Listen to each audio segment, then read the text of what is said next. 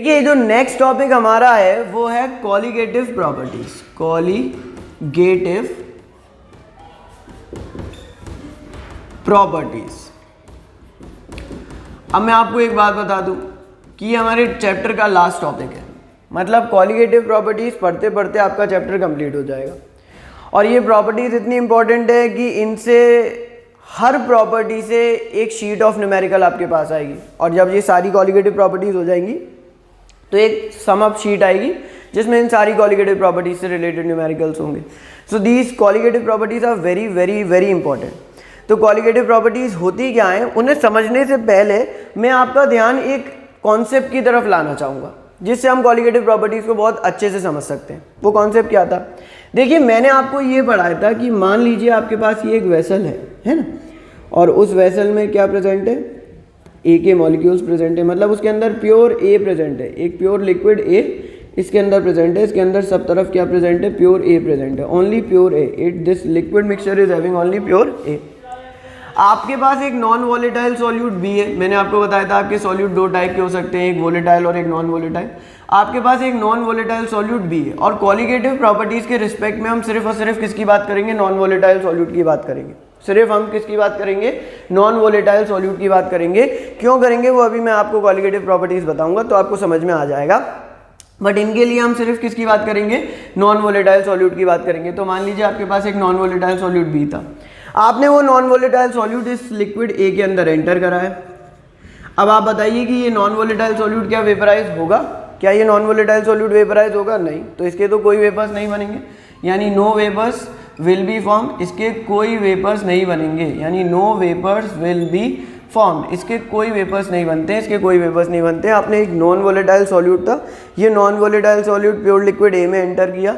जब आपने ये non volatile solute pure liquid A में एंटर किया, जब आपने ये non volatile solute pure liquid A में एंटर किया तो इसके कोई वेपर्स नहीं बने, है ना। अब एक बात बताओ, जब पहले प्योर लिक्विड ए था, पहले प्योर ए था, उसके अंदर ए जब प्योर लिक्विड ए था तो उसके 4 मॉलिक्यूल वेपराइज हो पा रहे थे। बट जब नॉन वोलेटाइल सॉल्यूट आपने उसके अंदर ऐड किया तो अब उसके सिर्फ 2 मॉलिक्यूल ही वेपराइज हो रहे हैं, क्योंकि बी तो कुछ वेपर प्रेशर देगा ही नहीं। यहाँ पर अगर इसका वेपर प्रेशर P0 था तो यहाँ पर इसका वेपर प्रेशर क्या हो गया, PA हो गया। और हमें पता है, क्या पता है, वी नो क्या, कि P0 A will be greater than PA। Obviously बात है कि यहाँ पर क्या हो रहा है, यहाँ पर सिर्फ 2 मॉलिक्यूल लिक्विड के ए के वेपराइज हो पा रहे हैं, और यहाँ पर तो 4 मॉलिक्यूल हो रहे थे, तो उनके द्वारा 4 के द्वारा लगाया जाने वाला वेपर प्रेशर ज़्यादा होगा, 2 के द्वारा लगाया जाने वाला वेपर प्रेशर ऑब्वियसली क्या हो जाएगा, कम हो जाएगा। 4 के द्वारा लगाया जाने वाला वेपर प्रेशर ज़्यादा होगा, 2 के द्वारा लगाया जाने वाला वेपर प्रेशर कम होगा। तो हम कह देंगे कि P0 A is greater than PA। P0 A जो होगा वो ग्रेटर हो जाएगा किससे, PA से ग्रेटर हो जाएगा। P0 A will be greater than PA। P0 A PA से क्या हो जाएगा, ग्रेटर हो जाएगा। मतलब क्या है, मतलब ये है कि when a non-volatile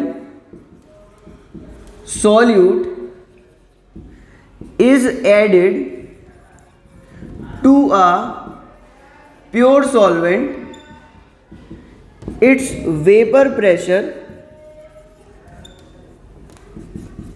becomes less। ये बात हो कि जब भी कभी एक प्योर सॉल्वेंट में एक नॉन वोलेटाइल सॉल्यूट आप ऐड करोगे, व्हेनेवर अ नॉन वोलेटाइल सॉल्यूट जो कि वेपराइज नहीं हो सकता है, और आप उसे ऐड कर दोगे एक प्योर सॉल्वेंट में, तो उसका वेपर प्रेशर, सॉल्यूशन का वेपर प्रेशर क्या हो जाएगा, कम हो जाएगा। The vapour pressure will become less. Solution का ही वेपर प्रेशर कम हो गया, बिकॉज नॉन वोलेटाइल सॉल्यूट के कोई वेपर्स नहीं बनेंगे, उसका कंट्रीब्यूशन वेपर प्रेशर में कुछ नहीं होगा, और जब उसका वेपर प्रेशर में कंट्रीब्यूशन नहीं होगा तो the vapour pressure of the solution will become less. जो वेपर प्रेशर सॉल्यूशन का क्या हो जाएगा, कम हो जाएगा। The vapour pressure of the solution will become less. Solution का जो वेपर प्रेशर होगा वो क्या हो जाएगा, कम हो जाएगा।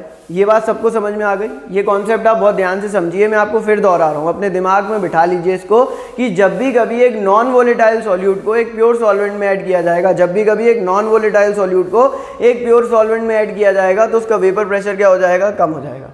यानी मैं इस बात को साइड में लिख देता हूँ, जिससे आपको कॉलिगेटिव प्रॉपर्टीज जब मैं बताऊं तो आपको ध्यान में बनी रहे।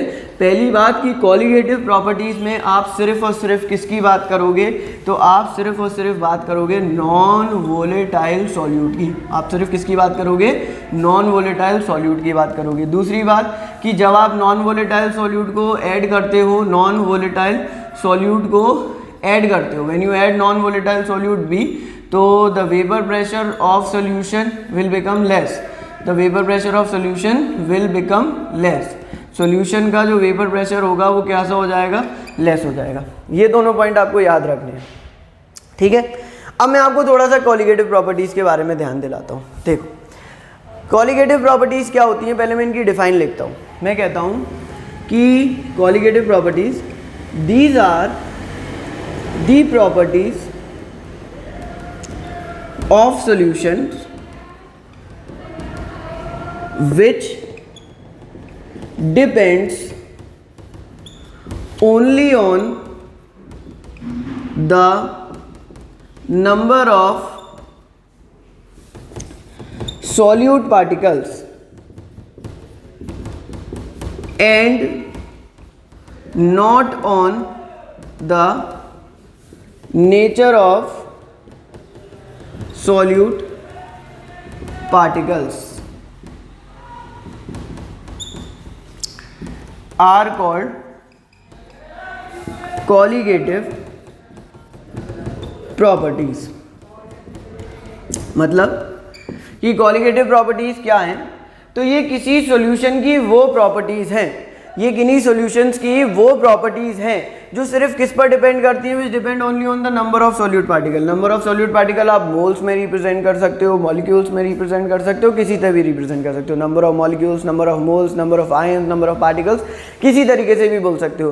बट जो सिर्फ किस पर डिपेंड करती हैं, जो डिपेंड करती हैं किस पर, which depends only on the number of solute particles and not on the nature of solute particles. की सॉल्यूट पार्टिकल्स का नेचर क्या है उस पर डिपेंड नहीं करती है कि उनके बीच की फोर्सेज ऑफ अट्रैक्शन कैसी हैं, इस पर किसी पर डिपेंड नहीं करती, वो सिर्फ और सिर्फ किस पर डिपेंड करती हैं, they depend only on the number of solute particles. इस तरीके की प्रॉपर्टीज को आप क्या कहते हो, इस तरीके की प्रॉपर्टीज को आप कॉलिगेटिव प्रॉपर्टीज कहते हो। The properties of a solution which depends only on the number of solute particles and not on the nature of solute particles.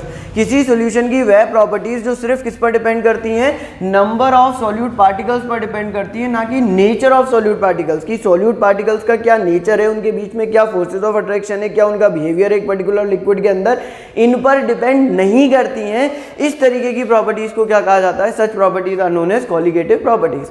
These are the properties of a solution which depends on the number of solute particles and not on the nature of solute particles are known as colligative properties. उन्हें आप colligative properties कहते हो।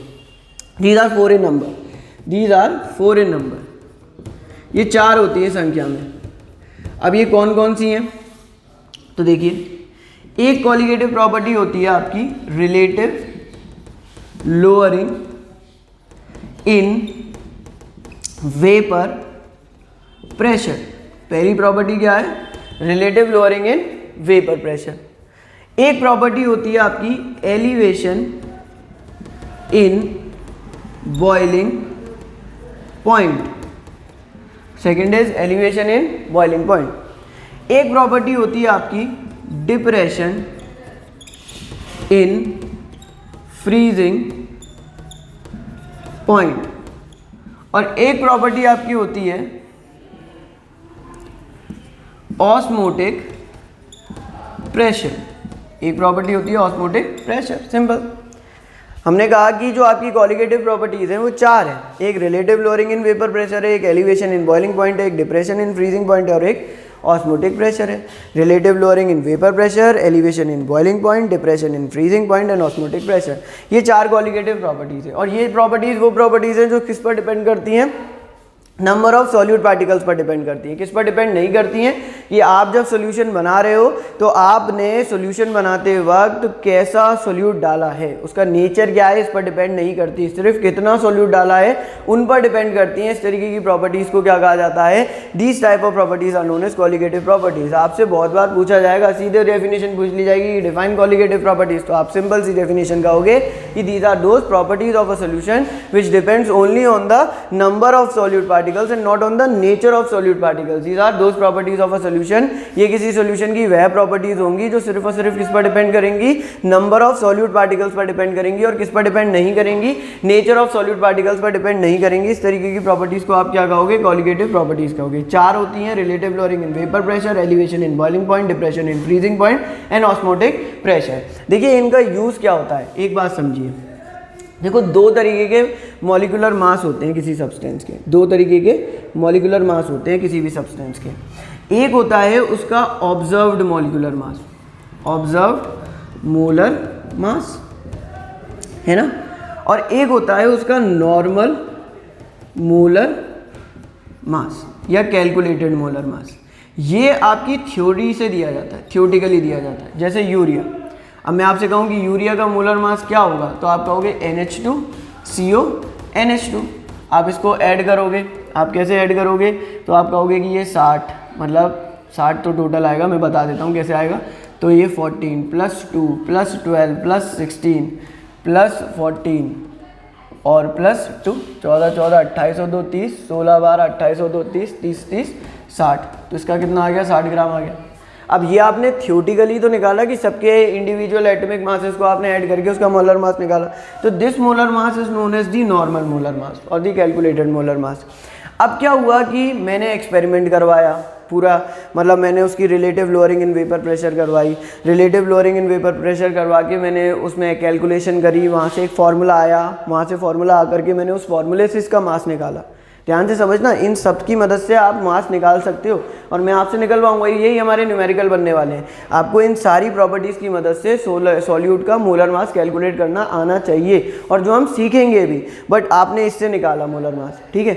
और वो molar mass, क्योंकि देखो आपको ये इससे अगर मास निकालना है, मान लो relative lowering in vapour pressure से निकालना है, तो पहले आपको वेसल लाना पड़ेगा, उसमें प्योर सॉल्यूट डालना पड़ेगा, उसमें प्योर सॉल्वेंट डालना पड़ेगा, फिर उसके ऊपर सॉल्यूट ऐड करना पड़ेगा, फिर वो उसके वेपर प्रेशर को क्या कर देगा, कम कर देगा। उसके बाद आप उसके वेपर प्रेशर की मदद से क्या निकालोगे, मास की वैल्यू को निकालोगे। तो यहाँ पर आपने एक्सपेरिमेंट किया, तो qualitative properties are actually experimental data, ये तो एक्सपेरिमेंट है ना, इनसे जो चीज़ ऑब्टेन होगी वो तो एक्सपेरिमेंट है।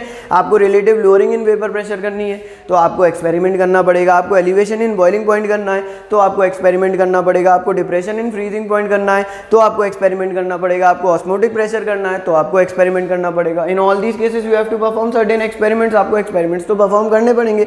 Only if you are performing experiment then you will be able to find out कि आप क्या कर रहे हो, आप relative lowering in vapour pressure कर रहे हो, एलिवेशन कर रहे हो, डिप्रेशन कर रहे हो या फिर ऑस्मोटिक प्रेशर कर रहे हो। अब इन सारी क्वालिटेटिव प्रॉपर्टीज की मदद से हम मोलर मास फाइंड आउट कर सकते हैं और इनकी मदद से जो हम मोलर मास फाइंड आउट करते हैं उस मोलर मास को कहा जाता है observed molar mass. The molar mass which is calculated with the help of qualitative properties is known as observed molar mass. और बहुत सारे केसेस आप ऐसे देखेंगे जहां पर ऑब्जर्व्ड मोलर मास और नॉर्मल मोलर मास एक दूसरे के बराबर नहीं आ रहे होंगे, जहां पर ऑब्जर्व्ड मोलर मास और कैलकुलेटेड मोलर मास एक दूसरे के बराबर नहीं आ रहे होंगे, ऑब्जर्व्ड और नॉर्मल मोलर मास एक दूसरे के बराबर नहीं आ रहे होंगे। जहाँ पर ये बराबर नहीं आ रहे होंगे वहाँ पर सॉल्यूट के नेचर में नॉर्मल बिहेवियर से कुछ वेरिएशंस होंगी। वो क्या वेरिएशंस होंगी हम समझेंगे, बट आप ध्यान से एक बात समझ लीजिए कि कॉलिगेटिव प्रॉपर्टीज़ की मदद से आपको क्या कैलकुलेट करना आना चाहिए, ऑब्जर्व्ड मोलर मास। यानी कॉलिगेटिव प्रॉपर्टीज़ आपकी हेल्प करती हैं किसे कैलकुलेट करने में, एक्सपेरिमेंटल मोलर मास या फिर ऑब्जर्व्ड मोलर मास। देखो ये दो टाइप के मोलर मास होते हैं, एक ऑब्जर्व जो आप एक एक्सपेरिमेंट से निकालते हो और एक नॉर्मल जो आप अपनी थ्योरी से निकालते हो। कॉलिगेटिव प्रॉपर्टीज एक्चुअली हेल्प करती हैं आपकी क्या कैलकुलेट करने में, एक्सपेरिमेंटल मोलर मास कैलकुलेट करने में। और बहुत सारे एग्जांपल्स, बहुत सारे क्वेश्चंस ऐसे होंगे जिसमें ऑब्जर्व्ड मोलर मास कैलकुलेटेड मोलर मास के बराबर नहीं होगा। वहां जहां नहीं होगा वहां पर सॉल्यूट जो आपने ऐड किया है उसके नेचर में क्या आएगी, वेरिएशन होगी। और आप ऑब्जर्व्ड और नॉर्मल मोलर मास कैलकुलेट करोगे किसके, तो आप सॉल्यूट के कैलकुलेट करोगे, आप सॉल्यूट के ऑब्जर्व्ड और नॉर्मल मोलर मास को क्या करोगे, कैलकुलेट करोगे। तो मैंने आपको बताया कि what are colligative properties. Colligative properties में मैंने आपसे कहा कि these are those properties of a solution, these are properties of a solution which depends only on the number of solid particles and not on the nature of solid particles. ये वो properties है किसी solution की जो सिर्फ और सिर्फ किस पर डिपेंड करती हैं, जो डिपेंड करती हैं नंबर ऑफ सॉलिड पार्टिकल्स पर, ना कि नेचर ऑफ सॉलिड पार्टिकल्स पर। इस तरीके की प्रॉपर्टीज को आप कॉलिगेटिव प्रॉपर्टीज कहते हो। फिर मैंने कहा कॉलिगेटिव प्रॉपर्टीज चार होती हैं, एक relative lowering in vapour pressure होती है, एक एलिवेशन इन बॉइलिंग पॉइंट होती है, एक डिप्रेशन इन फ्रीजिंग पॉइंट होती है और एक ऑस्मोटिक प्रेशर होती है। इन कॉलिगेटिव प्रॉपर्टीज की मदद से आप क्या फाइंड आउट कर सकते हो, ऑब्जर्व्ड और experimental molar mass find out कर सकते हो और फिर आप वेरिएशन फाइंड आउट कर सकते हो कि उसकी नॉर्मल मोलर मास से कितनी वेरिएशन हो रही है। ठीक है। इसके बाद मैं आपको बताना चाहूँगा पहली colligative property which is the relative lowering in vapour pressure. मुझे मालूम है आप सोच रहे होगे कि ये क्यों साइड में लिखा था, ये वेरी इंपॉर्टेंट है। आप ऐड करोगे कॉलिगेटिव प्रॉपर्टी के लिए तो नॉन वोलेटाइल सॉल्यूट ऐड करोगे, और नॉन वोलेटाइल सॉल्यूट ऐड करोगे तो सोल्यूशन का वेपर प्रेशर हमेशा कैसा हो जाएगा, लेस हो जाएगा उसके प्योर सॉल्वेंट के वेपर प्रेशर से। अब हम पहली कॉलिगेटिव प्रॉपर्टी पढ़ने वाले हैं which is the relative lowering in vapour pressure. देखते हैं relative lowering in vapour pressure के बारे में।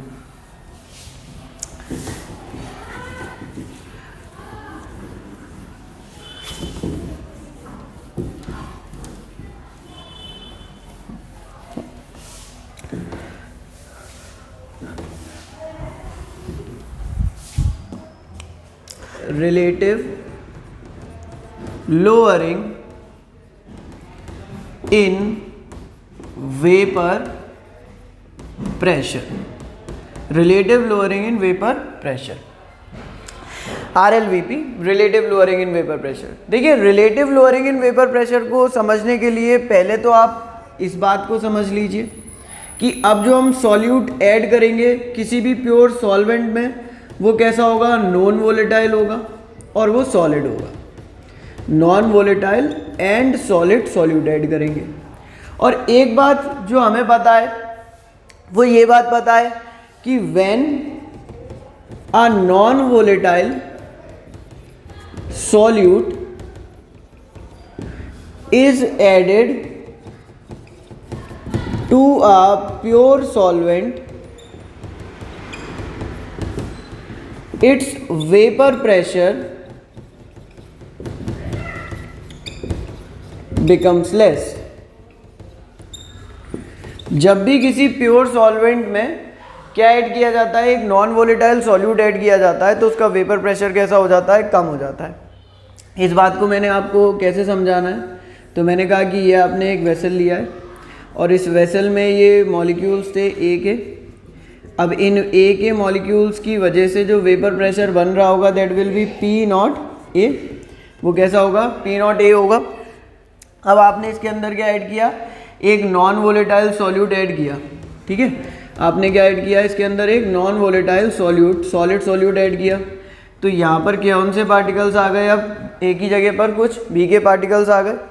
अब जो ए का वेपर प्रेशर होगा that will be P A, है ना।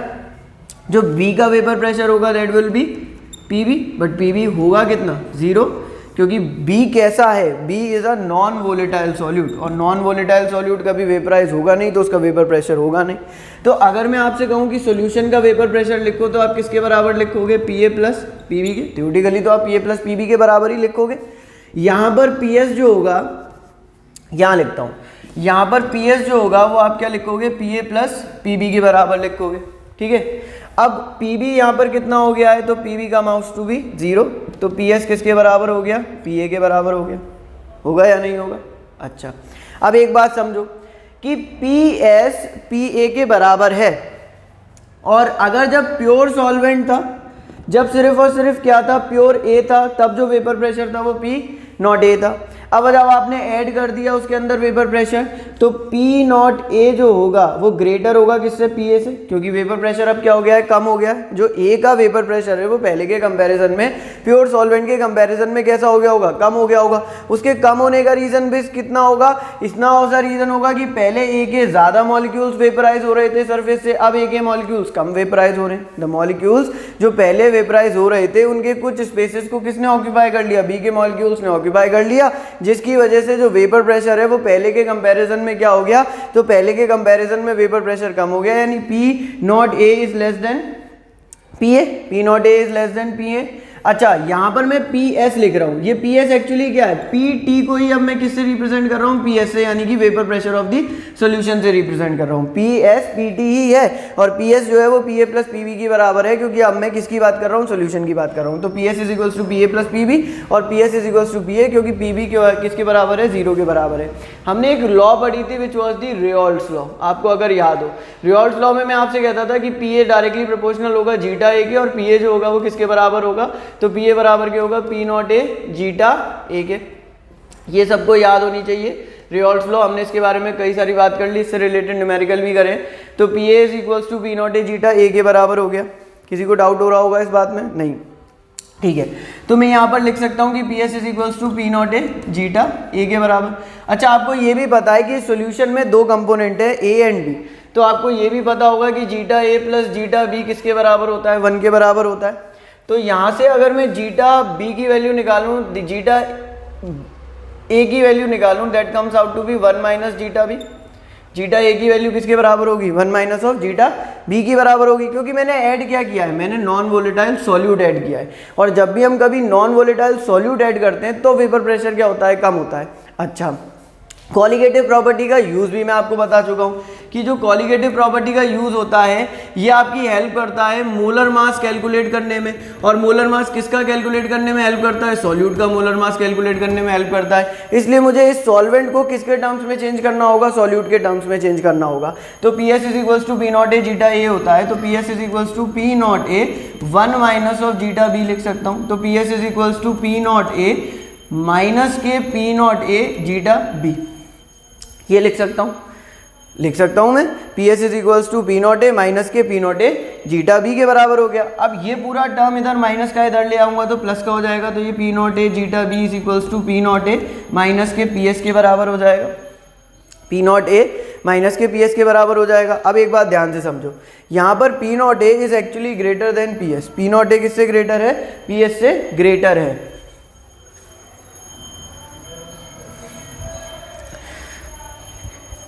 पी नॉट, यहाँ पर जो पी नॉट ए है that is actually greater than P S. क्यों?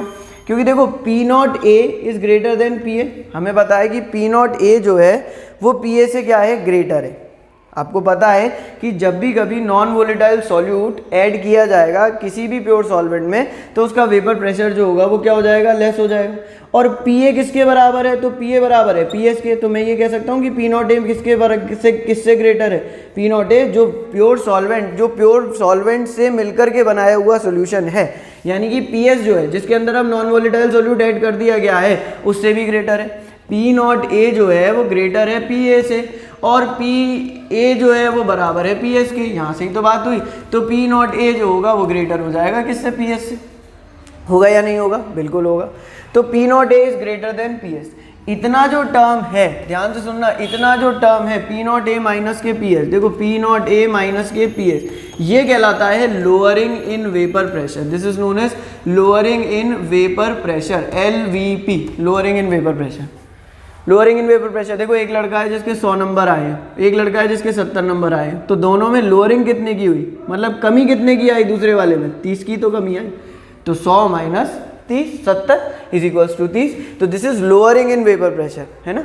ये क्या है? लोअरिंग इन वेपर प्रेशर है। अच्छा, मैं यहाँ से जीटा बी की वैल्यू निकालूँ तो किसके बराबर होगी? पी नॉट ए माइनस के पी एस अपॉन के पी नॉट ए के। इतना part is termed as lowering in vapour pressure. ये वाला part is termed as relative lowering in vapour pressure. ये वाला पार्ट क्या कहलाएगा? Relative lowering in vapour pressure. इसे क्या कहा जाता है? Relative lowering in vapour pressure कहा जाता है। This is termed as relative lowering in vapour pressure. Zeta B is equals to P not A minus P S upon के P not A is termed as relative lowering. देखो ध्यान से समझो, ये lowering थी, तुमने इसे किसके रिस्पेक्ट में निकाल दिया? पी नॉट ए के रिस्पेक्ट में निकाल दिया, तो ये किस में कन्वर्ट हो गई? रिलेटिव लोअरिंग में कन्वर्ट हो गई, RLVP में कन्वर्ट हो गई। आप याद करो, आप फिजिक्स में रिलेटिव डिस्टेंस निकालते हो, रिलेटिव वेलोसिटी निकालते हो, वहाँ पर जो भी चीज़ आप रिलेटिव निकालते हो वो आप किसी के रिस्पेक्ट में ही तो निकालते हो, एक बॉडी का दूसरी बॉडी के रिस्पेक्ट में। तो यहाँ पर ये थी अभी तक लोअरिंग, अब आपने इसे किसके रिस्पेक्ट में निकाल दिया? पी नॉट ए के रिस्पेक्ट में निकाल दिया, तो वो relative lowering in vapour pressure हो गई। तो ये बहुत इंपॉर्टेंट फॉर्मूला आ रहा है, पी नॉट ए माइनस के पी एस अपॉन के P not A equals to zeta B. This is known as relative lowering in vapour pressure. इसे आप किस नाम से जानते हो? तो इसे आप relative lowering in vapour pressure के नाम से जानते हो। P not A minus P S upon के P not A equals to zeta B, it is known as relative lowering in vapour pressure. अब ध्यान से समझिए, relative lowering in vapour pressure एक कॉलिगेटिव प्रॉपर्टी है। ये जो पी नॉट ए माइनस के पी एस अपॉन के P not A equals to zeta B है, ये कॉलिगेटिव प्रॉपर्टी है, CP है। ये कैसे है कॉलिगेटिव प्रॉपर्टी? देखो मैंने आपको बताया था कि कॉलिगेटिव प्रॉपर्टी किसी सोल्यूशन की वह प्रॉपर्टीज है जो किस पर डिपेंड करती हैं? जो number of particles of solute पर डिपेंड करती हैं, और जिन पर जो किस पर डिपेंड नहीं करती हैं? जो कि nature of particles of solute पर डिपेंड नहीं करती हैं। हमने यही तो बात करी है कि कॉलिगेटिव प्रॉपर्टीज को पता है क्या कहा जाता है? इनको एक और नाम दिया जाता है, these are also known as democrative properties. These are also known as democrative properties. इन्हें democrative properties भी कहते हैं. क्यों कहते हैं? क्योंकि ये आज़ाद है, ये स्वतंत्र है, डेमोक्रेसी है, ये सिर्फ एक चीज़ पर डिपेंड करेंगी. वो किस पर डिपेंड करेंगी? वो डिपेंड करेंगी number of particles of solute पर. डेमोक्रेसी में भी तो सरकार उसी की होती है, सब कुछ उसी का होता है, जिसको सबसे ज़्यादा वोट्स मिलते हैं. नेचर ऑफ वोटर पर तो कुछ नहीं डिपेंड करता है, सिर्फ नंबर ऑफ वोट्स पर ही तो सब कुछ डिपेंड करता है कि नंबर ऑफ वोट्स कितने मिल रहे हैं. तो डेमोक्रेटिक प्रॉपर्टीज जैसे डेमोक्रेसी है, डेमोक्रेसी में नंबर ऑफ वोट्स डिसाइड करते हैं, वैसे ही कॉलिगेटिव प्रॉपर्टीज में number of particles of solute decide करते हैं. तो relative lowering in vapour pressure एक कॉलिगेटिव प्रॉपर्टी है, क्योंकि ये number of particles of solute पर डिपेंड करती है. अब मुझे मालूम है आपके मन में आ रहा होगा कि ये number of particles of solute पर कैसे डिपेंड कर रही है, तो वो मैं आपको बताता हूँ. देखो, मैंने आपसे कहा कि जीटा बी है, जीटा बी किसके बराबर होगा? जीटा बी बराबर क्या होगा? एन बी अपॉन के एन ए प्लस के एन बी के. ये क्या रिप्रेजेंट कर रहा है? ये रिप्रेजेंट कर रहा है number of moles of A को, और वो number of moles of B को. और ये क्या रिप्रेजेंट कर रहा है? Total moles of the solution को, number of moles of B. और ये रिप्रेजेंट कर रहा है total moles of the solution को. Zeta B is equals to N B upon के एन ए प्लस के एन बी. ये रिप्रेजेंट कर रहा है ratio of number of moles of B. Number of moles क्या रिप्रेजेंट करता है? नंबर ऑफ पार्टिकल्स को रिप्रेजेंट करता है. नंबर ऑफ मोल्स क्या रिप्रेजेंट करता है?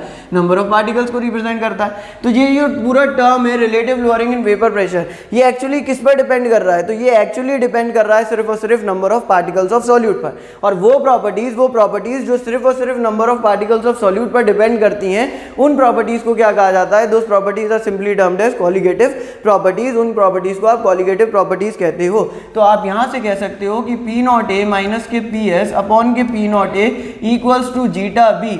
ये कैसी प्रॉपर्टी है? ये कॉलिगेटिव प्रॉपर्टी है. क्यों है ये colligative property? Because relative lowering in vapour pressure. इतने टर्म को आप क्या कहोगे? Relative lowering in vapour pressure. ये relative lowering in vapour pressure वाला जो टर्म है, ये आपको सिर्फ ये बता रहा है कि यहाँ पर ये सिर्फ किस पर डिपेंड कर रहा है? Number of particles of solute पर डिपेंड कर रहा है. तो आपसे मैंने क्या कहा? मैंने ये कहा कि जब भी कोई नॉन वोलेटाइल सॉल्यूट किसी प्योर सॉल्वेंट में ऐड किया जाएगा तो उसका वेपर प्रेशर कम हो जाएगा, उसका वेपर प्रेशर कम हो जाएगा. वहां से आपने एक निकाला term which is relative lowering in vapour pressure. Relative lowering in vapour pressure किसके बराबर था? P not A minus P S upon के पी नॉट ए की.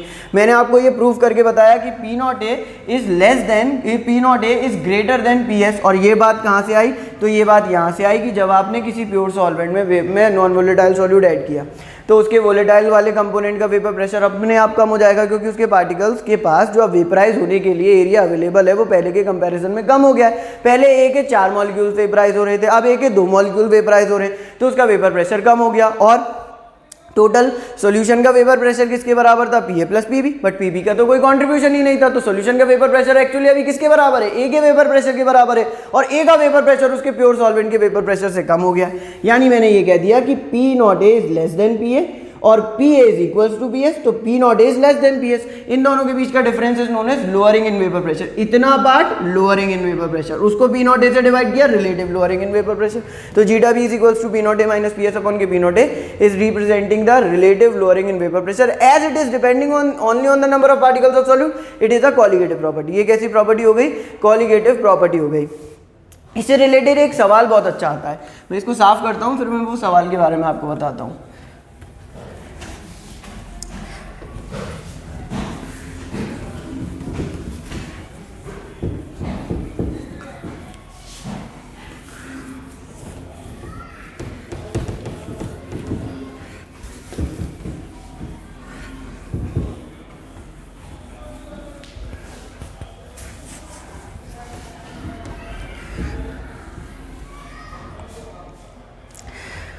क्वेश्चन है, पहले मैं आपको बताऊं, हमने आर एल वी पी पढ़ा. आर एल वी पी है क्या? तो पी नॉट ए माइनस के पी एस इक्वल अपॉन के P not A equals to zeta B. ये है. अब क्वेश्चन क्या आता है? क्वेश्चन ये आता है कि lowering in vapour pressure is not a colligative property but relative lowering in vapor pressure is a colligative property. Why? ये सवाल आता है कि lowering in vapour pressure is not a colligative property but relative lowering in vapour pressure is a colligative property. देखो मैंने आपको क्या बताया था, मैंने बताया था P S is equals to P A plus P B, but P B equals to 0, ठीक है। अच्छा, ये डेरिवेशंस आर इम्पॉर्टेंट, ये पेपर में पूछे जाते हैं। P S is equals to किसके बराबर हो गया, पी ए के। हमें पता था क्या कि P A is equals to P not A zeta A, तो P S is equals to P not A zeta A के बराबर हो गया। हुआ या नहीं हुआ, बिल्कुल हुआ। फिर मैंने आपसे कहा था कि zeta A is equals to 1 minus of zeta B, तो P S is equals to P not A 1 minus of zeta B, तो P S is equals to P not A minus P not A zeta B, और P not A zeta B is equals to P not A minus के P S, है ना, यही बात हुई थी। मतलब कि पी नॉट ए माइनस के P S is equals to P not A zeta B, है ना। और ये क्या रिप्रेजेंट कर रहा था, this is actually representing lowering in vapour pressure is equals to P not A zeta B.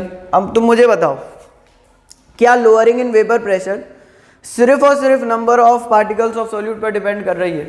सिर्फ और सिर्फ number of particles of solute पर क्या lowering in vapour pressure depend कर रही है? नहीं कर रही है। देखो ये डिपेंड कर रही है पी नॉट ए पर। पी नॉट ए क्या है? P not A is the vapour pressure of pure A. अब एक बात बताओ, अगर ऐसा हो गया कि ए के पार्टिकल्स में फोर्स ऑफ अट्रैक्शन कम है, तो पी नॉट ए की वैल्यू कैसी हो जाएगी? ज़्यादा। अगर ए के पार्टिकल्स में फोर्स ऑफ अट्रैक्शन ज़्यादा है, तो पी नॉट ए की वैल्यू कैसी हो जाएगी? पी नॉट ए की वैल्यू कम हो जाएगी, क्योंकि vapour pressure force of attraction के इनवर्स रिलेशन रखता है। तो मतलब कि नेचर ऑफ ए पर क्या डिपेंड कर रही है? Lowering in vapour pressure depend कर रही है। वेपर प्रेशर कितना कम होगा, ये किस बात पर डिपेंड कर रहा है? नेचर ऑफ ए पर डिपेंड कर रहा है कि ए के मॉलिक्यूल्स के बीच में कितनी फोर्स ऑफ अट्रैक्शन है। तो lowering in vapour pressure does not depend upon number of particles of solute only. Lowering in vapour pressure जो है वो सिर्फ और सिर्फ number of particles of solute पर डिपेंड नहीं करती है, सिर्फ और सिर्फ उस पर डिपेंड नहीं करती है। This it can not be considered as a colligative property. आप उसे कॉलिगेटिव प्रॉपर्टी नहीं कर सकते हो। बट अगर मैं यहीं से relative lowering in vapour pressure निकाल दूं, पी नॉट ए माइनस के पी एस अपॉन के P not A equals to zeta B. अब now this R L V P जो है वो किस पर डिपेंड कर रही है? Depends only upon the particles of solute. ना मोल फ्रैक्शन है, मोल फ्रैक्शन तो नंबर ऑफ पार्टिकल्स का ही तो रेशो हो गया। नंबर ऑफ मोल्स का रेशो है, नंबर ऑफ पार्टिकल्स का ratio. So it is dependent only on the number of particles of ratio of the solute. Thus it can be considered as a colligative property. You can consider this as a colligative property. आप relative lowering in vapor pressure को colligative property consider कर सकते हो because it depends only upon the number of particles of solute. Relative lowering in vapor pressure colligative property मानी जा सकती है क्योंकि ये number of particles of solute पर depend करती है, सिर्फ number of particles of solute पर depend करती है। जबकि lowering in vapor pressure depends upon many other factors such as the nature of forces of attraction present between the molecules of A. So it cannot be considered as a colligative property. मैंने आपको ये बताया था कि colligative properties जो होती हैं ये हेल्प करती हैं किसमें? मोलर मास को कैलकुलेट करने में। colligative properties are very helpful in calculating molar masses। और हम colligative properties की मदद से जो मोलर मास कैलकुलेट करते हैं उसे क्या कहा जाता है? उसे कहा जाता है ऑब्जर्व्ड मोलर मास। यही बात हुई थी कि एप्लीकेशन ऑफ कॉलिगेटिव प्रॉपर्टी क्या होती है? तो it is helpful in finding the observed molar mass which is the experimental molar mass. ठीक है, तो अगर मैं लिखूं application of RLVP relative lowering in vapour pressure, तो वही होगा कैलकुलेशन ऑफ ऑब्जर्व्ड मोलर मास का कैलकुलेशन। देखो मैं अभी कॉलिगेटिव प्रॉपर्टी को एक तरीके से और डिफाइन करूंगा। ठीक है, मैं एक तरीके से और डिफाइन करूंगा इसे, बट पहले मैं आपका जो बेसिक कॉन्सेप्ट है उसे क्लियर कर रहा हूँ। अभी आप इससे नहीं मान करके चलिए कि ये number of particles of solute पर डिपेंड करने वाली प्रॉपर्टीज है। फिर हम कुछ रेशियोज के टर्म में भी बात करेंगे कि ऑब्जर्व्ड मोलर मास और नॉर्मल मोलर मास का रेशियो होता है, बट उसके बारे में हम बात करेंगे जब आप पूरी सारी कॉलिगेटिव प्रॉपर्टीज को पढ़ लेते हैं। सो अगर आप कोई बुक देखते हैं या कोई आप नोट्स देखते हैं और वहाँ पर आप ये पाते हैं कि वहाँ पर मोलर मास के टर्म्स में कॉलिगेटिव प्रॉपर्टीज को डिफाइन किया गया है, तो उसमें कोई परेशान होने की बात नहीं है। मैं जब टॉपिक कंप्लीट कर रहा हूँ तब आपको सारी चीज़ें आ चुकी होंगी। तो कैलकुलेशन ऑफ ऑब्जर्व्ड मोलर मास मतलब मॉलिक्यूलर मास का कैलकुलेशन। देखिए हमने ये पढ़ा कि P0A माइनस PS अपॉन के P0A equals to zeta B के बराबर होता है। I hope you are not having any doubt, this is relative lowering in vapour pressure. P0A minus के PS अपॉन के P0A equals to NB upon के NA plus के NB के बराबर होता है। इसमें भी कोई डाउट नहीं होगा, because zeta B is mole fraction और जीटा बी किसके बराबर होगा, NB अपॉन के NA प्लस के NB के बराबर होगा। अच्छा, P0A माइनस PS अपॉन के P0A is equals to NB upon के NA प्लस के NB। तो P0A माइनस के PS अपॉन के P0A is equals to NB upon के NA प्लस के NB। एक बात मैं बताऊं आपको, मान लो कि if the solution is dilute, अगर सॉल्यूशन बहुत ज़्यादा डाइल्यूट है, मान लो बहुत ज़्यादा डाइल्यूट है, सॉल्यूशन आइडियल है, आइडियल सॉल्यूशन है, ठीक है। मैं आपको क्राइटेरिया बताऊं आइडियल और नॉन आइडियल सॉल्यूशन का, 1 मिनट में मैं इस पर वापस आऊँगा, पहले आप उधर वो देख लीजिए आइडियल सॉल्यूशन का क्या क्राइटेरिया होता है। देखिए हमने एक क्वेश्चन भी किया था, याद है आपको, हमने एक क्वेश्चन किया था, उस क्वेश्चन में ये था कि 95% इथेनॉल था और 5% वाटर था, है ना। फिर उसने क्या करा था, इस सॉल्यूशन में वाटर ऐड किया था, और वाटर ऐड करने पर मैंने आपको आंसर बताया था कि सॉल्यूशन कैसा हो जाएगा, नॉन आइडियल हो जाएगा। यही कहा था कि solution will become non ideal, solution non ideal हो जाएगा, the solution will not remain ideal, solution ideal नहीं रहेगा, है ना। देखिए एक बात बता दूं मैं आपको, आइडियल सॉल्यूशंस जो होते हैं वो जनरली डाइल्यूट सॉल्यूशंस होते हैं। Ideal solutions are generally dilute solutions. और क्राइटेरिया क्या है डाइल्यूट होने का, या तो इसके अंदर सॉल्यूट का परसेंटेज, या तो इसके अंदर सॉल्यूट का परसेंटेज 5% हो या उससे कम हो। यदि सॉल्यूट का परसेंट उसके अंदर 5% है या सॉल्यूट का परसेंट 5% से कम है तो वो सोल्यूशन डाइल्यूट सोल्यूशन होंगे और डाइल्यूट सोल्यूशन को आइडियल कहेंगे। तो फिर आप कहोगे कि इसके अंदर तो हम पानी बढ़ा रहे थे, तो फिर सोल्यूशन नॉन आइडियल कैसे हो गया। देखो मैं आपको बताता हूँ कैसे होगा। यहां पर ethanol is acting as a solvent and water is acting as solute. एक बात समझो, आपके पास एक गिलास में पानी है बहुत सारा और आपने उसमें नमक डाला, है ना, तो सोल्यूशन डाइल्यूट से क्या होने लग जाएगा, कंसंट्रेटेड। जब आप सॉल्यूट ऐड करते हो किसी सॉल्यूशन में तो सॉल्यूशन डाइल्यूट नहीं होता है, तब सॉल्यूशन कंसंट्रेटेड होने लगता है।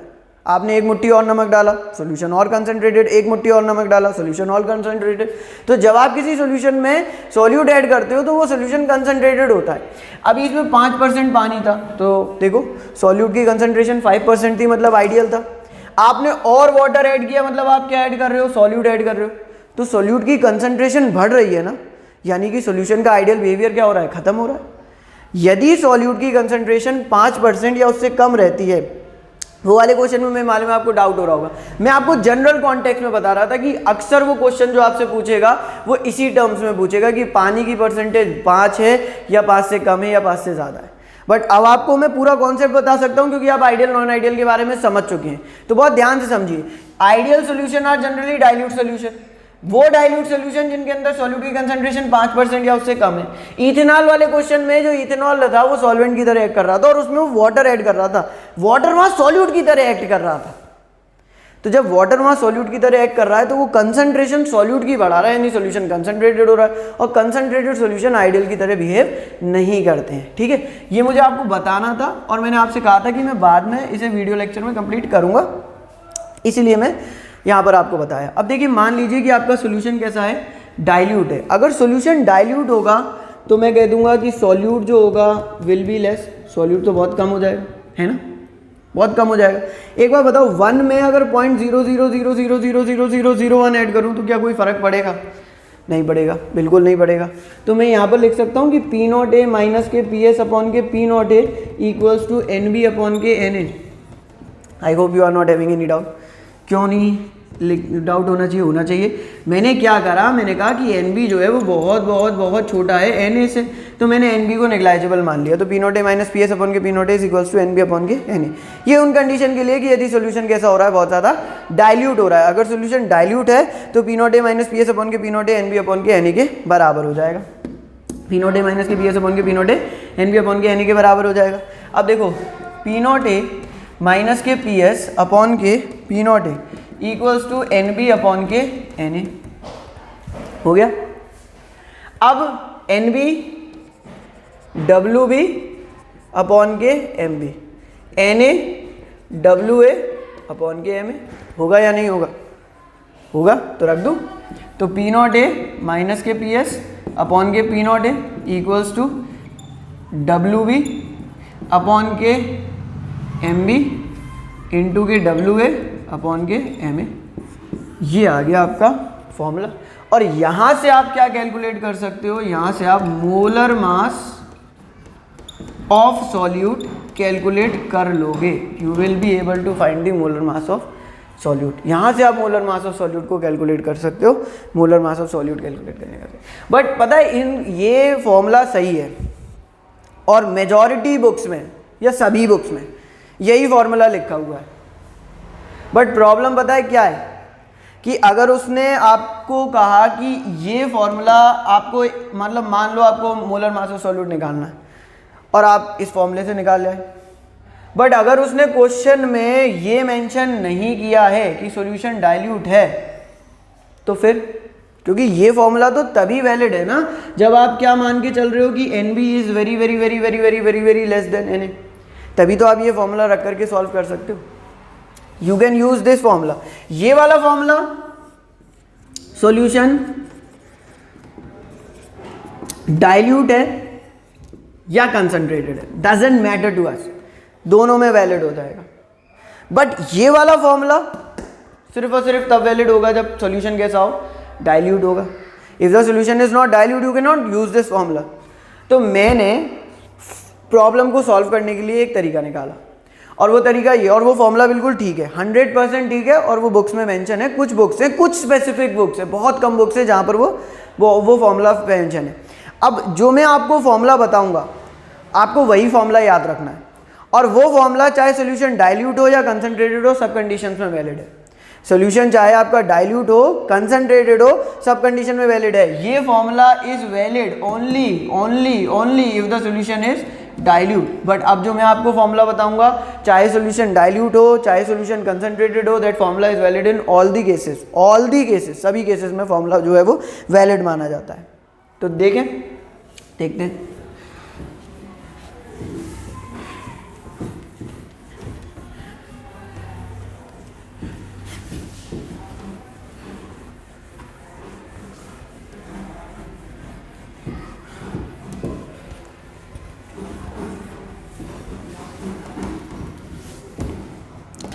देखो,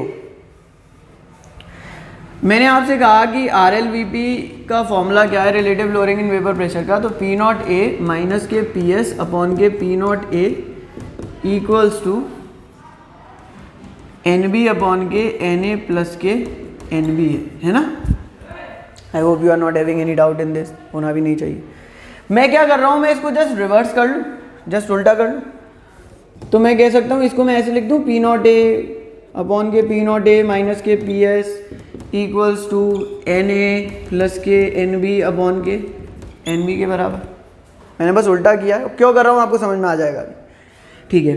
पी नॉट ए अपॉन के पी नॉट ए माइनस के पी एस इक्वल्स टू, ध्यान से देखना, इसको मैं ऐसे लिख सकता हूँ ना, एन ए अपॉन के एन बी प्लस के एन बी अपॉन के एन बी। अरे एन बी इसके लिए भी है, एन बी इसके लिए भी है, दोनों के लिए लिख दिया।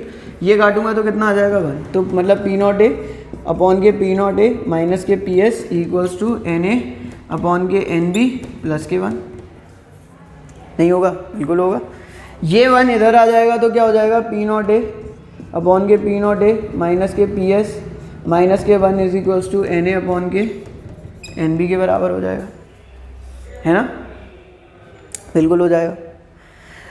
एलसीएम ले लें तो क्या हो जाएगा, P0A अपॉन के P0A माइनस के PS और यहाँ माइनस के 1, तो यानी कि एलसीएम आ गया, तो यहाँ आ जाएगा माइनस के P0A माइनस के PS equals to NA upon के NB। NA अपॉन के NB हो गया, ये बराबर हो गया।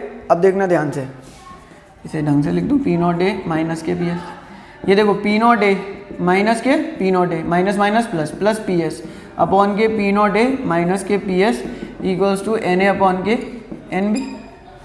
ये क्या हो गए, कैंसिल हो गए। क्या मैंने किसी को हटाया, क्या मैंने ओमिट किया, क्या मैंने ये माना कि सॉल्यूशन डाइल्यूट है, मैंने कुछ नहीं माना, मैं तो सीधे सॉल्व करता हुआ आ रहा हूँ। और PS अपॉन के P0A माइनस के PS equals to NA upon के NB के बराबर हो गया। बहुत सिंपल सी बात चल रही है, तुम घबरा रहे हो। मैंने आपसे कहा कि अब ये मेरा relative lowering in vapour pressure का फॉर्मूला है और ये वैलिड है for dilute solution as well as for concentrated solution. ये डाइल्यूट के लिए भी वैलिड होता है और ये कंसनट्रेटेड के लिए भी वैलिड हो जाता है।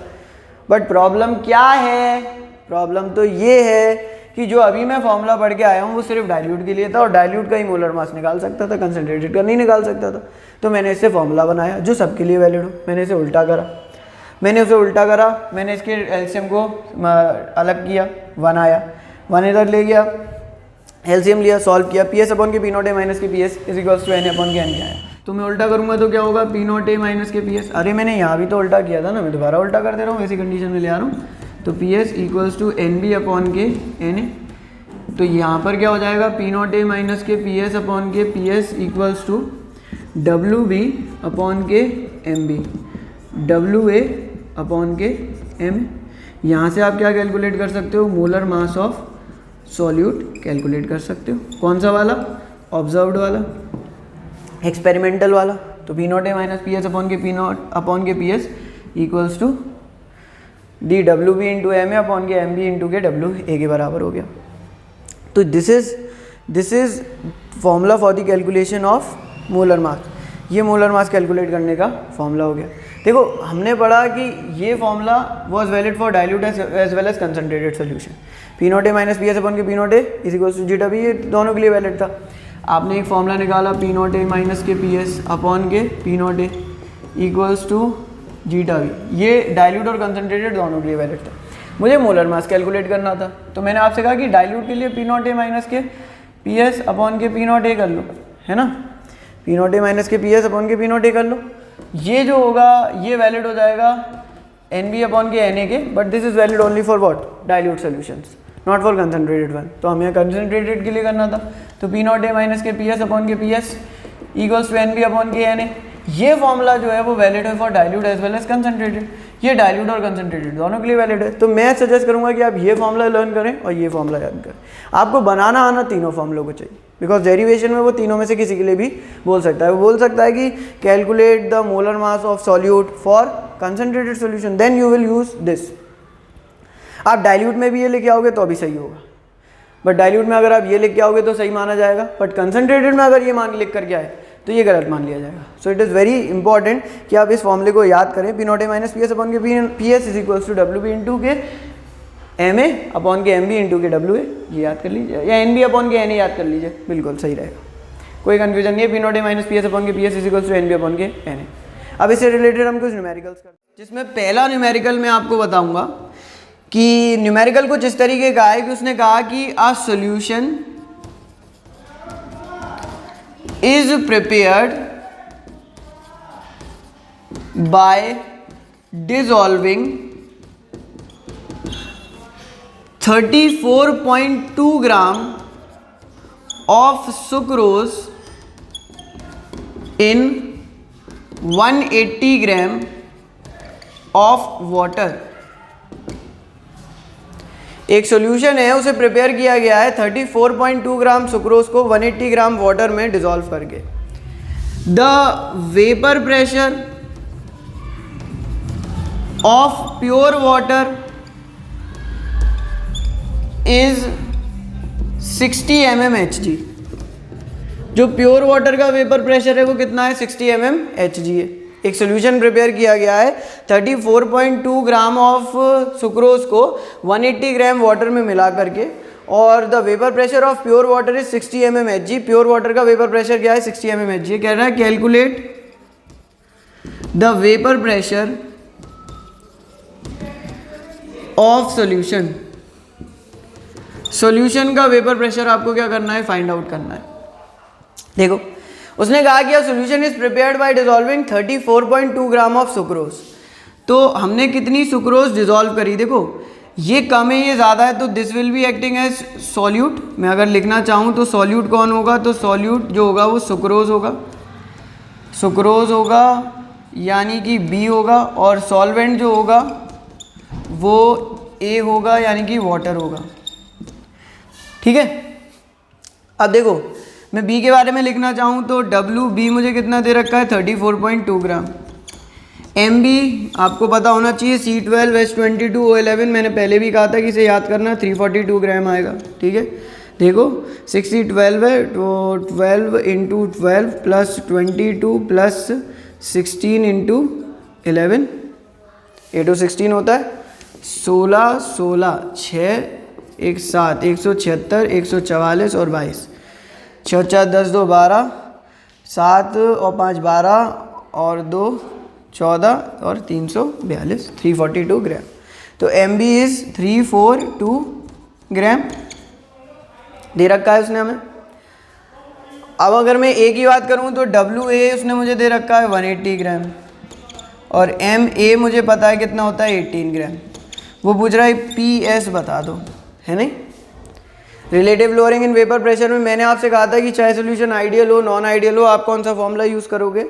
तो आप अब वो अगर यहाँ बोल देगा कि assuming the solution is ideal, अगर मान लो कि सोल्यूशन आइडियल है तो फिर आप जो हमने एक फॉर्मूला बताया था सिर्फ आइडियल के लिए वो लगा सकते हो, बट उसने यहाँ तो बोला ही नहीं है ना। तो जब उसने यहाँ पर बोला नहीं है तो आप सीधे लगाओ अपना आइडियल या नॉन आइडियल दोनों के लिए वाला formula, P not A minus P S upon के P S is equals to N B upon के एन ए के बराबर होगा।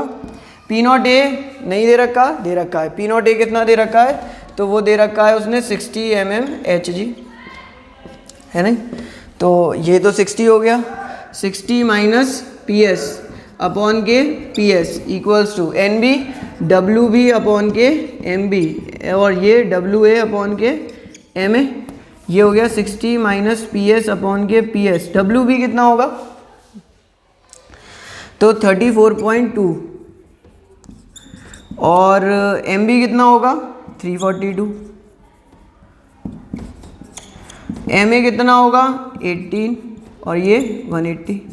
10 काटा तो 1/100 आ रहा है, यानी 60 minus P S upon P S equals to 1/100। देख लो यही आएगा 1/100 ही आएगा। ठीक है, अब देखो ये जाएगा इधर पी एस, ये जाएगा 6000 और माइनस के पी एस, मतलब इंटू 100 लिख दूँ 100 पी एस 100 पी एस। अब ये इधर जाएगा तो कितना हो जाएगा 6000 is equals to 101 P S, तो पी एस कितना हो जाएगा 6000 अपॉन के 101।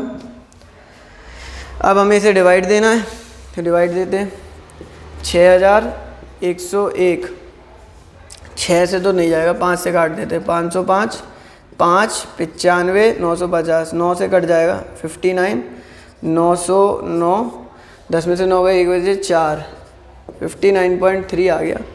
तो ये आ गया आंसर 59.3 mmHg। अब आप देख लो जब भी नॉन वोलेटाइल सॉल्यूट डालोगे तो सॉल्यूशन का वेपर प्रेशर कम होगा। आपने एक नॉन वोलेटाइल सॉल्यूट डाला और सॉल्यूशन का वेपर प्रेशर प्योर सॉल्वेंट के वेपर प्रेशर से क्या हो गया, कम हो गया। तो ये क्वेश्चन देखो नेक्स्ट न्यूमेरिकल में क्या है, तो नेक्स्ट न्यूमेरिकल में मैंने लिया how much urea molar mass 60 gram must be dissolved in 50 gram of water so that the vapour pressure is reduced by 25%. Also calculate the molality of solution.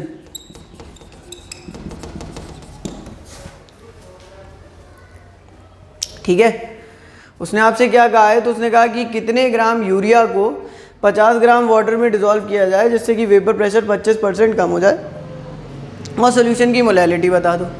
देखो एक बात ध्यान से समझो, मैंने आपको बताया था कि कभी भी परसेंट की बात की जाएगी तो आप क्या मान के चलोगे, 100 मान के चलोगे। पहली बात तो उसने बोला है कि यूरिया कितना डिसॉल्व करूँ, तो WB तो वो आपसे पूछ रहा है, MB उसने आपको दे रखा है 60, WA उसने आपको दे रखा है 50 ग्राम, 50 ग्राम वाटर में डिसॉल्व करना है, और MA भी उसने दे रखा है कितना, 18 ग्राम, है ना। अब वो बोल रहा है कि जिससे कि उसका वेपर प्रेशर जो है वो 25% कम हो जाए, तो आप क्या कहोगे कि let the vapour pressure of P0A equals to 100 mmHg। आप P0A का वेपर प्रेशर कितना मान लोगे, 100 mmHg मान लोगे। अब आपने वेपर प्रेशर को रिड्यूस कर दिया कितना, 25%, तो ये तो P0A हो गया। अब जो सोल्यूशन का वेपर प्रेशर है, क्योंकि यूरिया ऐड कर रहे हो, जब आप प्योर सॉल्वेंट में यूरिया ऐड कर रहे हो तो उसका वेपर प्रेशर 25% कम हो जा रहा है, यानी कि PS की वैल्यू उसने आपको कितनी दे रखी है, 75 mmHg दे रखी है। देखो आपने क्या करा, आपने माना कि एक वेसल था, उसके अंदर यूरिया डिसॉल्व करना था और उस वेसल के अंदर पानी था। जब आपने उसके अंदर क्या कुछ अमाउंट में यूरिया को डिसॉल्व किया 50 ग्राम वाटर के अंदर, 50 ग्राम उस वेसल के अंदर 50 ग्राम वाटर था और उसके अंदर आपने जब यूरिया डिसॉल्व किया तो आपने देखा कि उसका वेपर प्रेशर 25% कम हो गया। The vapour pressure has reduced by 25%। Now if the vapour pressure is reduced by 25%, अगर उसका वेपर प्रेशर 25% कम हो रहा है, तो अगर उसका प्योर सॉल्वेंट का वेपर प्रेशर 100 था, क्योंकि जब भी परसेंट की बात होगी तो आप 100 मानोगे, तो प्योर सॉल्वेंट का अगर वेपर प्रेशर 100 mmHg था तो उसके सॉल्यूशन का कितना हो जाएगा, 75%, मतलब 75 mmHg, तो यही मैंने मान लिया। अब वो बोल रहा है कि आप बताओ कितना यूरिया हमने डिसॉल्व किया होगा। बहुत ध्यान से आप क्वेश्चन एक बार समझ लो। क्वेश्चन ये कह रहा है कि कितना यूरिया डिसॉल्व करूंगा 50 ग्राम वाटर से जिससे कि सोल्यूशन का वेपर प्रेशर प्योर सॉल्वेंट के वेपर प्रेशर से 25% कम हो जाए। तो सोल्यूशन का मतलब अगर प्योर सॉल्वेंट का 100 है तो सोल्यूशन का 75 हो जाएगा। यूरिया कितना डिसॉल्व करूँ, तो हमें तो पता है ना कि P0A माइनस के PS फॉर आइडियल और non ideal solution is equals to PS upon के PS is equals to NB upon के Na के बराबर होगा। P0A कितना दे रखा है, 100, PS कितना दे रखा है 75, अपॉन में कितना आ गया 75, NB कितना दे रखा है WB अपॉन के MB, Na कितना होगा WA अपॉन के MA, है नहीं। तो यहाँ लिख दो 100 माइनस के 75 अपॉन के 75, WB कितना दे रखा है, तो WB मुझे फाइंड आउट करना है। MB कितना दे रखा है 60, MA कितना दे रखा है, वाटर है 18, ये कितना दे रखा है 50, है नहीं।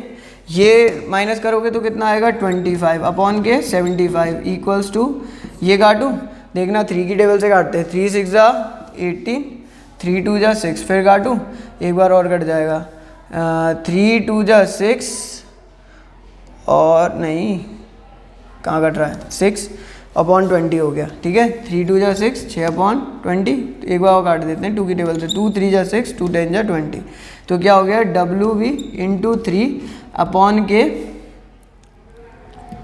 10 इंटू के 50, ये काटना ज़रा सा, 25 1 जा 25, 25 3 जा 75, तो ये कितना हो गया 500 और नीचे कितना आ गया 3 और 3 9 इज इक्वल्स टू WB, 9 5 जा 45, 9 5 जा 45, 55.55 ग्राम इक्वल्स टू WB आ गया।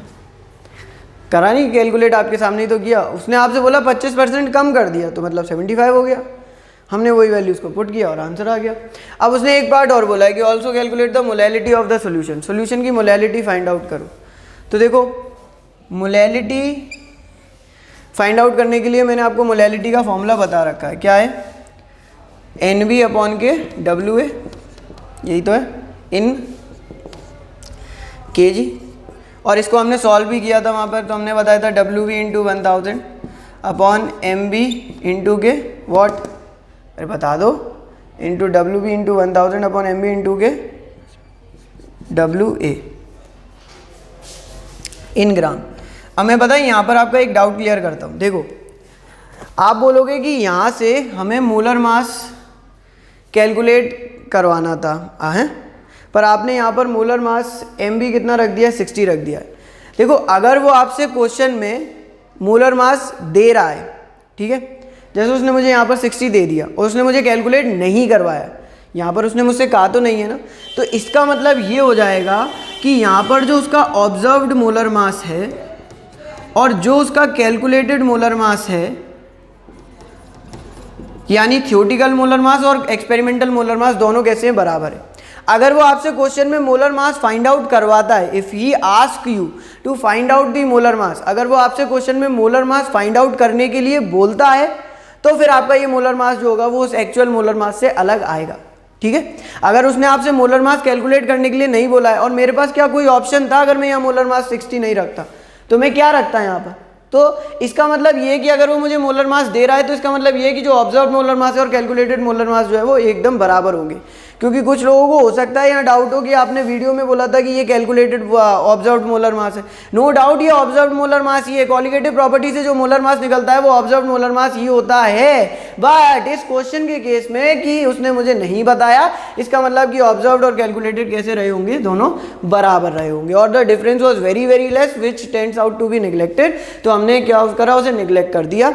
अब देखिए यहाँ पर मोलैलिटी फाइंड आउट करने की बात हो रही है। डब्ल्यू भी आपको आ चुका है 55.5 इंटू 1000, एम भी आपको पता है 60 है और ये कितना है आपका 50 है, 50 तो है, एक जीरो से जीरो कटा, एक जीरो से जीरो कटा है नहीं, ये कटा 5 से 2 times.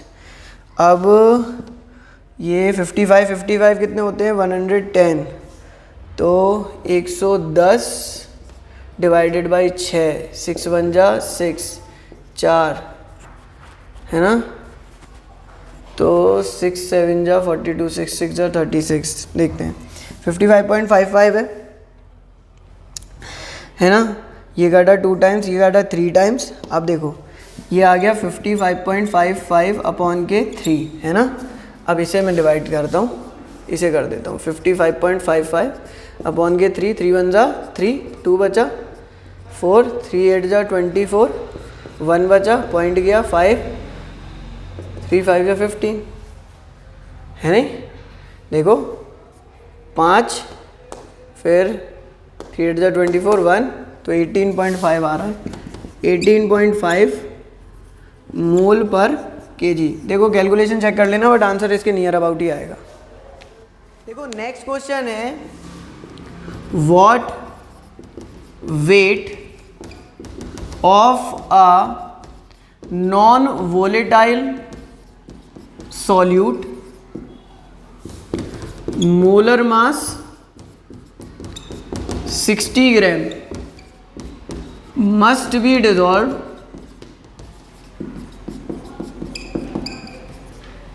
in 180 gram of water to reduce its boiling point, its vapor pressure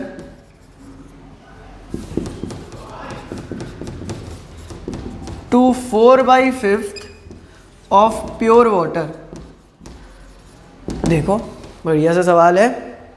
उसने कहा कि कितना वेट एक नॉन वोलेटाइल सॉल्यूट का जिसका मोलर मास 60 ग्राम है, उसे 180 ग्राम वाटर में डिसॉल्व करना है जिससे उसका vapour pressure 4/5 of pure water तक रह जाए, कम होकर के जो प्योर वाटर है उसका 4/5 रह जाए, ठीक है। अच्छा देखो कैसे हम करेंगे, तो उसने सबसे पहली बात मुझे सॉल्यूट के लिए बोल दिया है कि डब्ल्यू भी आपको फाइंड आउट करना है, एम भी आपका 60 है और डब्ल्यू ए 180 ग्राम है और एम ए 18 ग्राम है, क्योंकि वाटर है तो पता होगा। उसने बोला कि प्योर वाटर का vapour pressure, let pure water का vapour pressure Vp of pure water is P0 A, तो फिर मैं कहूँगा कि Vp ऑफ सॉल्यूशन कितना हो जाएगा, यानी कि पी एस कितना हो जाएगा, तो वो 4/5 ऑफ पी नॉट ए, मतलब वो रिड्यूस होकर के 4/5 ऑफ पी नॉट ए तक कर देना है। ठीक है, यहाँ 2 लिखा है नॉट बाई लिखा है, बाई नहीं होता तो माइनस करते, पर 2 लिखा है वहाँ तक कम कर दो तो 4/5 हो गया। ठीक है, अब मुझे पता है we know P not A minus P S upon के P S equals to N B upon के एन ए, है ना। अब पी नॉट ए तो पी नॉट ए है, देखो पी एस कितना है 4/5 ऑफ पी नॉट ए से मैं 0.8 ऑफ पी नॉट ए लिख लूँ, कैलकुलेशन आसान हो जाएगी क्योंकि 5 4 से डिवाइडेड जाएगा, मतलब 4 5 से डिवाइड जाएगा तो 0.8 ही आएगा। तो यहाँ आ गया 0.8 ऑफ पी नॉट ए, और यहाँ क्या आ गया पी एस में 0.8 ऑफ पी नॉट ए, और ये हो गया डब्ल्यू बी अपॉन के एम बी, और ये हो गया डब्ल्यू ए अपॉन के एम ए। ये कितना हो गया 0.2 ऑफ पी नॉट ए, ये कितना हो गया 0.8 of P not A. W B कितना दे रखा है तो मुझे फाइंड आउट करना है। एम बी कितना दे रखा है 60, डब्ल्यू ए कितना दे रखा है 180, एम ए कितना दे रखा है 80। ये काटा तो 10 आ गया ना, हाँ ये काटूंगा तो 4 आ गया ना, 1/4, ये इससे कैंसिल हो गया ना। तो डब्ल्यू बी कितना आ गया, तो डब्ल्यू बी सिंपली बराबर क्या आ गया 600 अपॉन के 4, मतलब कि 150 ग्राम, ये आ गया 150 ग्राम डब्ल्यू ए। इससे रिलेटेड एक और क्वेश्चन करते हैं, इसे साफ करता हूँ मैं।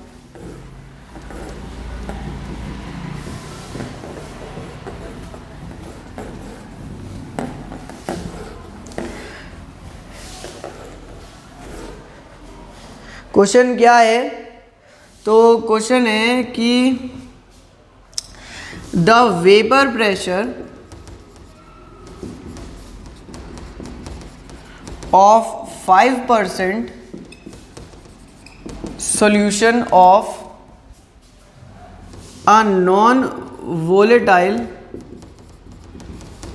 solute is 745 mmHg. Calculate the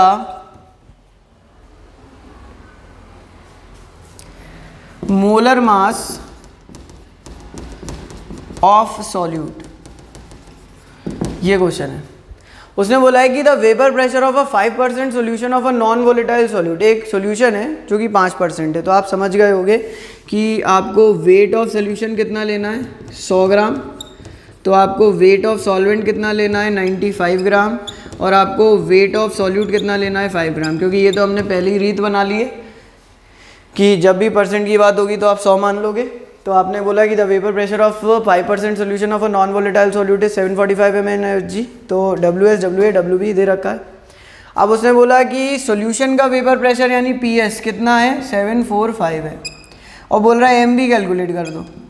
अब एक बात बताओ कि बॉइलिंग की प्रोसेस किस, नेक्स्ट टॉपिक है हमारा वैसे elevation in boiling point, but तुम मुझे खुद बताओ कि बॉइलिंग की प्रोसेस किस प्रेशर पर होती है। हम बॉइलिंग की डेफिनेशन अभी आपको बताएंगे, बट उसमें क्या डेफिनेशन देते हैं, हम ये डेफिनेशन देते हैं कि the temperature at which the vapour pressure of the liquid becomes equal to the atmospheric pressure. यानी जो बॉइलिंग की प्रोसेस है वो किस प्रेशर पर होती है, 1 atm के प्रेशर पर होती है, और 1 atm is equals to how many mmHg 760 mmHg, है ना।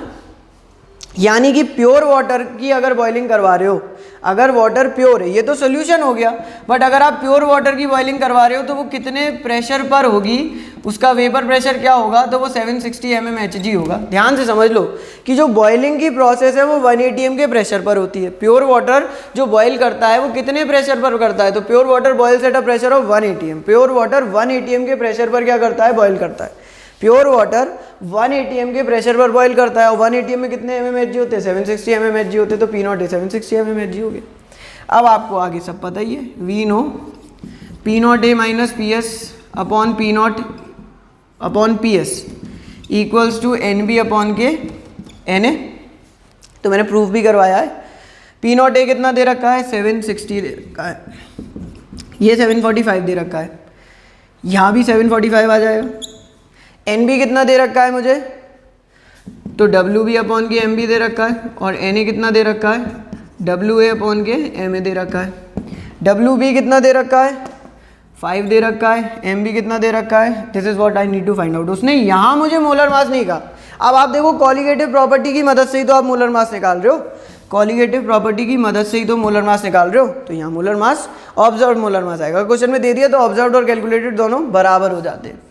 अब यहाँ एम ए कितना दे रखा है, एम ए 18 होगा, डब्ल्यू ए 95 होगा, है ना। सॉल्व करें, 760 में से 45 तो 15 ही बचे ना, 5 15 तो 15 अपॉन के 745 इक्वल 5 से काट दूँ, 5 1 जा 5 5 9 19 टाइम्स गया तो 18 अपॉन एम बी इंटू के 19 गया, है ना।